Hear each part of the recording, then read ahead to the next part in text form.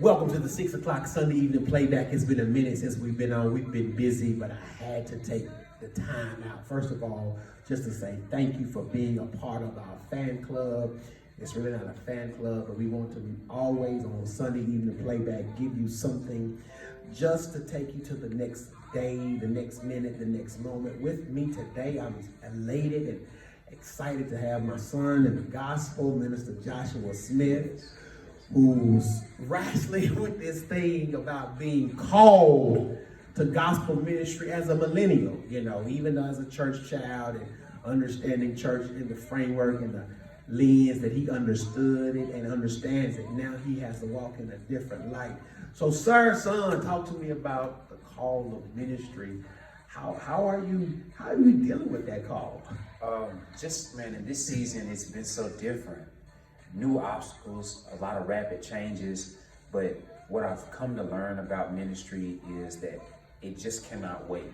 Okay. No matter what's going on, the chaos, transitions, new jobs, ending old jobs, going into new ones, ministry is something that we can't oftentimes set aside. A lot of times it's a full plate, it's a fully loaded schedule, and you have to kind of keep running and keep up with it.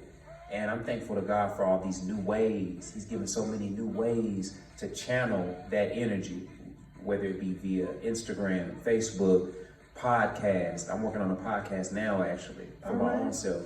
And you hadn't recorded it with me? Not yet, but I know you're going to be in there. I know you're going to be in there. You know the equipment is in the back. It is. It's just been back and forth. And it's just been a lot of weight being removed. Knowing that ministry cannot wait and that God's still going to have his way because he's still in control, it gives you a breath of fresh air. Obstacles are there, but they won't hinder or stop anything. You made a valid point. The weight is being removed. Talk to me about embracing the call and realizing that the weight is getting lighter. I know that's loaded, but yes, I know you feel that. Yes, the beginning of it is the most crucial time. It's that activation moment. And beginning the walk, you understand that the walk is the most important thing because the more you walk, the more weight falls off. Ooh, say that again. That's the thing that caught. The more you walk, the more weight falls off. So you don't have to be concerned and afraid about what the walk's going to look like, what you're going to have on during your walk, who's going to come with the crowd that encompasses you while you're walking. Just know that the more that you walk, the more weight falls off. And I have to talk about this wisdom because the way I learned it in church coming up, we always thought that it was the elders who held the wisdom. Right. We respected it. And we didn't ask many questions. No. We stayed in our place as those church children. We stayed in our place. But see, God activates the children. He said in his word from the mouth of babes. Yes. So now we know that we have young kids in the church. They're starting their own hair lines and doing nails, and they're becoming entrepreneurs at a very young age. And we need to be like that in the word and in the spirit as well, that you don't have to be old and gray to step out on faith and answer that call that God has placed on your heart. You don't have to be seasoned with 3 or 4 degrees. God's going to make the room for you because he's giving you gifts, and those gifts will make room for you. And if you keep yourself available to him, he will grant you the spirit of wisdom. Now we know the difference, that it's not just the old and gray lady or the elders or the deacons, but it's a spirit that God will embrace and just bless you with to carry on.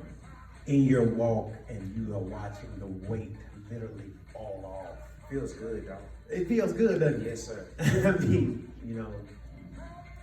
people struggle with the physical weight. People struggle with the spiritual weight. Yes. What has made your walk easier in this season of COVID as it relates to pre-COVID? Okay. In this season, I feel that my crew, the way God has arranged me to be around specific people at a specific time, even in a specific place. Beginning of COVID, layoffs hit hard, a lot of rapid changes, but it gave me time. Being at home, I found myself more connected to the outside world than I've ever been. you know, and I had that introverted mind, so to say, you know, and just being home and being isolated, not being able to gather in large groups, it helped me hear God's voice and helped me prioritize what I needed to move toward first. Because some things in life, you know, they can wait. We'll compartmentalize things to ourselves and we'll put them up our priority list when it may not line up with what God wants.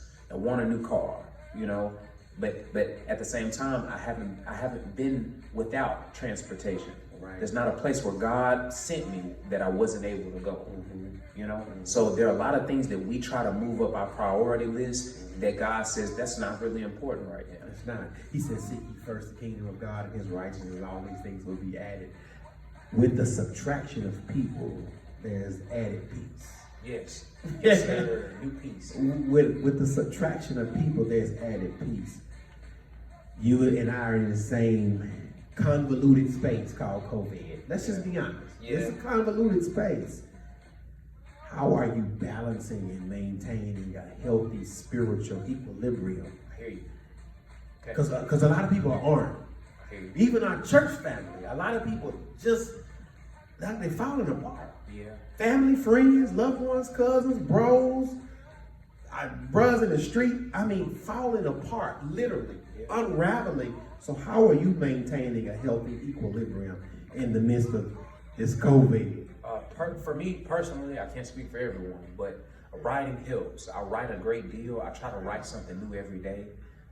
Even if it's just journaling, if it's just surmising, if it's just writing how I'm feeling for the day, it helps me mark time and understand, like, man, I'm not where I was in January. That's right. I'm not where I was in February. So those things help me. I was told, a wise man told me that when life begins to regress on you, the key is to find balance. Wow, slow down. I need to hear that about 5 times.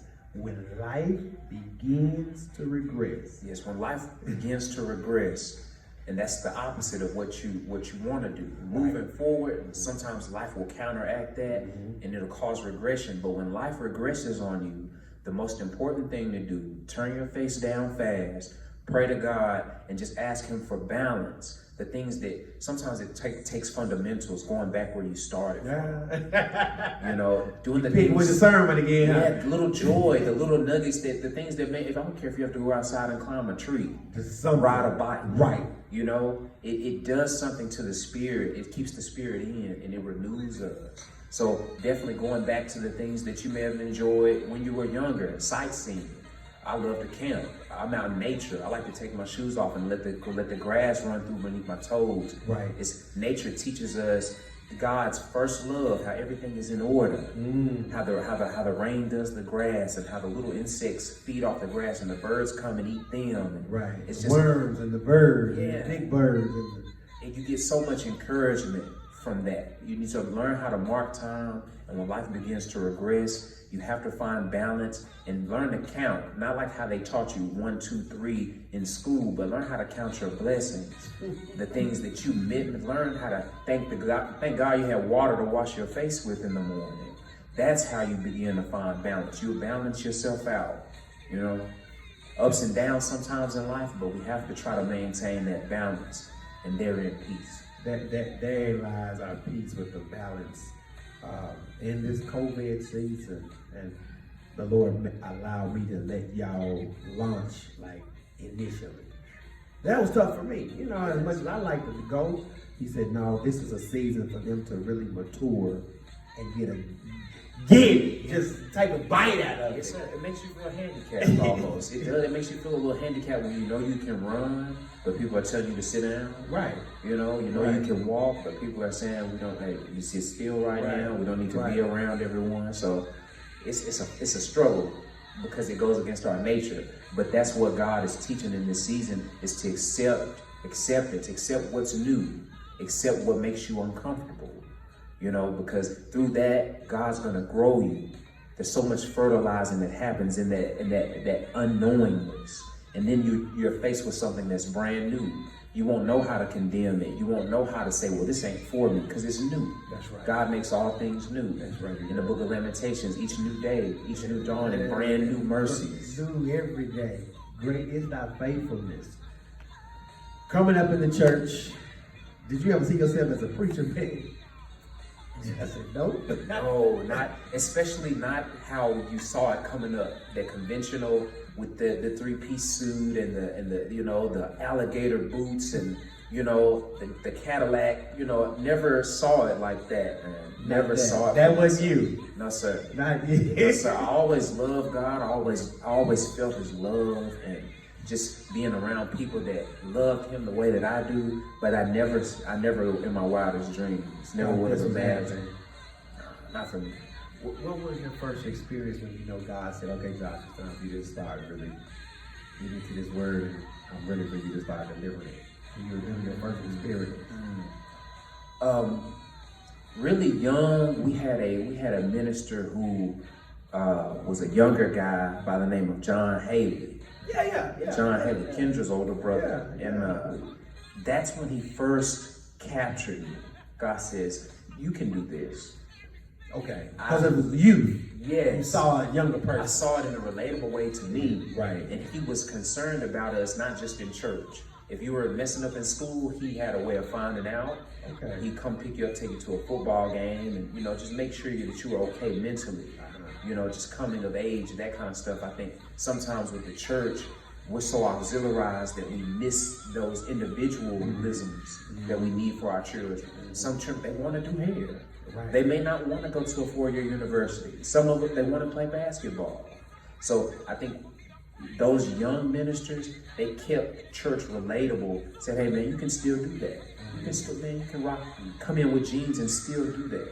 Right. But now Ephesians was not the church that we are now. No, far from it. Like you said, auxiliarized, the tradition, the uniform, the catalog. And I still love it. But we're in a different era now. And I don't mind us being relaxed and giving you that opportunity. Let me find myself. That's all I can be is myself. That's all we can ever be is ourselves. How are you enjoying the preaching ministry and the teaching ministry? Because people don't understand you teach. Well, we had Bible studies on Tuesdays, and these are the teaching rotations. So it's like, and then you get up here on Sunday and exhort a little bit. So how's that? The enjoyment of that, man. The joy is just, it flows. I could talk about it all day. The joy, it just flows. Once you get to that secret place with God and He teaches you the language, it just flows from the heart. And it's hard to cut off and cut on sometimes. Yeah. It's like having a vehicle with too much horsepower. Like you feeling it. You feel every time your foot, but it's like stay on the road, stay on the road. Right. So it's been challenging because sometimes we see the outside view of what preaching is. You may see the retreats or the associations and my pastor's doing this, he's going here, and the political view. You see that part, but you don't see the part where you have to give your aunt's eulogy. You know what I'm saying? Or that friend that you came up with, you've known them since they were 2, and they're no longer with it, and you have to kind of go to a different place. So that's been the most challenging thing is the ups and the downs. You got to kind of remain steady and remain open to hear what God has to say, even when you're hurting, even when you're grieving, And I just love the consistency with God. Every step that you take, it's like a 401k. He's there to match it. If you'll walk with Him, I promise you that He will match every step for step. Doc, I remember when Marcus, Bubba, that transition at home. I know y'all had a relationship, and I was like, well, son, you're gonna have to come up here and say something. It's like you're gonna have to step into that role now. Yeah. Not just nephew and little cuz. I gotta step into that role as spiritual guide and leader. And that's a major weight, like you said.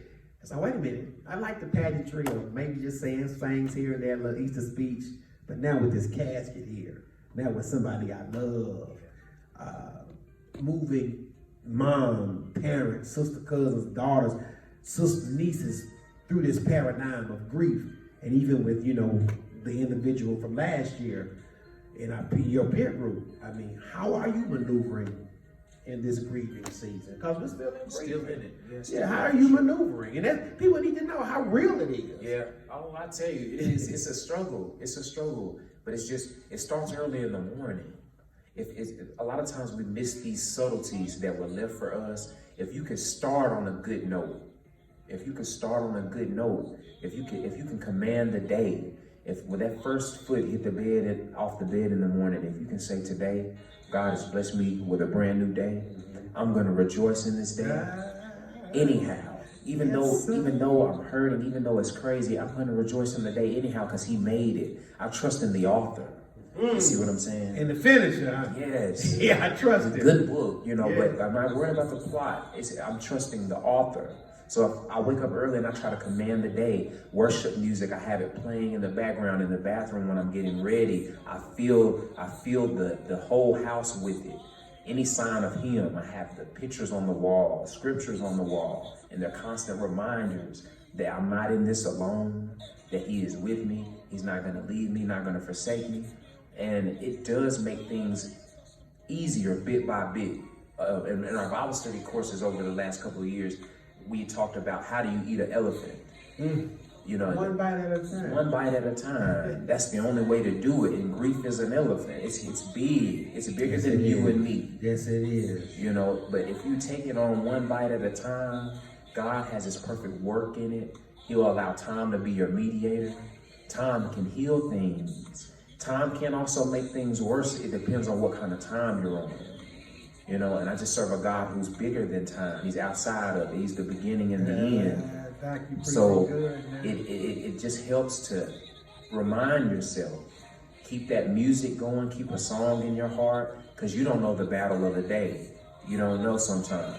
So power up in every way that you can. Have on your full armor of God. And that's been helping me get through. And it's also been helping me pick up my friends and drag some of my loved ones along as well. And you don't have to be strong all the time. The whole point of going through is going through. It's going through. You gotta feel. You have to feel. A lot of us have become calloused and hard toward the emotions and the twists and turns of life. But you have to feel.